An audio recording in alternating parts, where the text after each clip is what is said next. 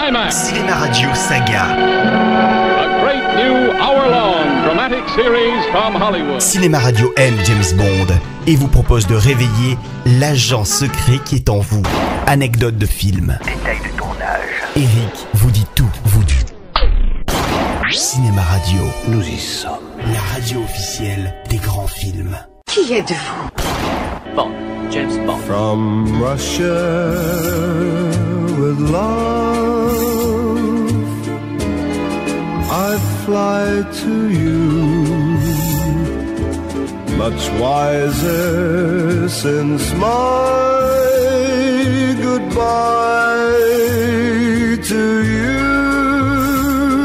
Ne tournons pas autour du pot. Bon baiser de Russie, seconde aventure cinématographique de l'agent 007, sorti en 1963, est certainement le meilleur film de la saga, toutes époques confondues. Cher Moneypenny, je ne regarde pas les autres femmes. Oh, c'est vrai, James? D'abord parce qu'il finit de poser les bases qui feront la renommée de la série, comme par exemple le pré-générique, ainsi que la chanson qui le suit, les gadgets, ainsi que les cascades spectaculaires, éléments qui étaient presque absents de Dr No. Mais Bon baiser de Russie se distingue également par une atmosphère plus sombre et adulte, très proche des films d'Alfred Hitchcock, tranchant avec ce que va devenir la saga par la suite, à l'exception des films plus récents avec Daniel Craig. Tu peux me tuer, James.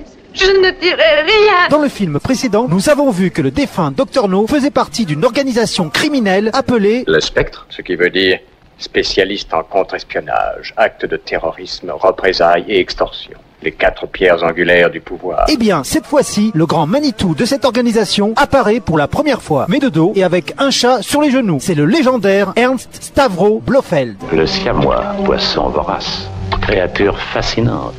Il attend que le survivant soit à ce point exténué qu'il soit incapable de se défendre. Et alors, comme le spectre, il frappe. Ce méchant ultime désire se venger de l'agent à l'origine de la mort d'un de ses disciples, notre Bond adoré bien sûr. Pour ce faire, il met sur pied un plan machiavélique et assez compliqué à suivre. Attention, il faut bien vous accrocher. J'ai déjà choisi une jeune fille qui travaille au consulat russe à Istanbul. Elle est capable, elle fera l'affaire. Et sa loyauté envers l'État ne peut être mise en doute. Et vous êtes sûr qu'elle croit que vous êtes toujours à la tête des services secrets de l'Union soviétique? Elle ne peut se douter que je suis au service du spectre à présent. Il demande à 2 membres du Spectre, également membres du KGB, de manipuler un agent féminin, Tatiana Romanova, afin qu'elle fasse semblant de passer à l'ouest et de donner au gouvernement anglais une machine de déchiffrement appelée Lector. Quelle fameuse collection de cinglés a pu dresser un pareil plan, c'est insensé. Elle demande à être escortée par Bond dans la ville d'Istanbul, ne sachant à aucun moment qu'il s'agit en fait d'un piège destiné à l'agent anglais. Qu'est-ce que vous cherchez? La cicatrice? Vous voyez, je suis très bien renseignée. Espérons que je ne vous décevrai pas. Bien sûr, la James Bond Girl tombera sous le charme du macho et passera réellement à l'ouest. Elle est jouée par Daniela Bianchi, une actrice assez terne, mais sa blondeur hitchcockienne sied parfaitement à l'atmosphère du film. Jamais je n'ai vu plus jolie fille, Tania. Merci. Et je crois que ma bouche est un peu grande.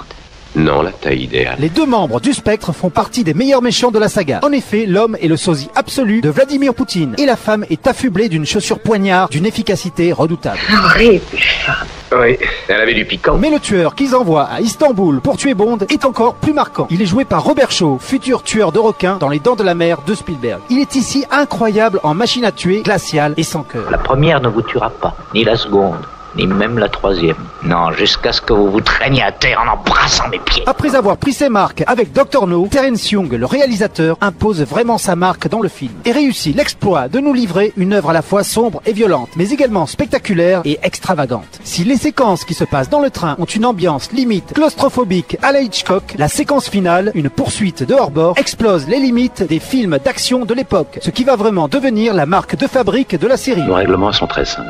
Si vous échouez, Bon baiser de Russie est donc un Bond unique en son genre, à la fois précurseur et très différent de la suite de la saga, étant donné que les réalisateurs suivants iront dans une direction de plus en plus spectaculaire, parfois même jusqu'à la Du caricature. vin rouge avec le poisson. J'aurais dû me méfier d'une pareille hérésie. Vous vous y connaissez en vin sans doute, mais c'est vous qui êtes à genoux. Voilà, je vous retrouve très bientôt pour le prochain film, et en attendant, n'oubliez jamais que son nom est... Bonne. James Bond. Climax. Cinéma Radio Saga. A great new hour-long dramatic series from Hollywood. Cinéma Radio aime James Bond et vous propose de réveiller l'agent secret qui est en vous. Anecdote de film. Détail de tournage. Eric vous dit tout, vous dit. Cinéma Radio, Nous y sommes. la radio officielle des grands films.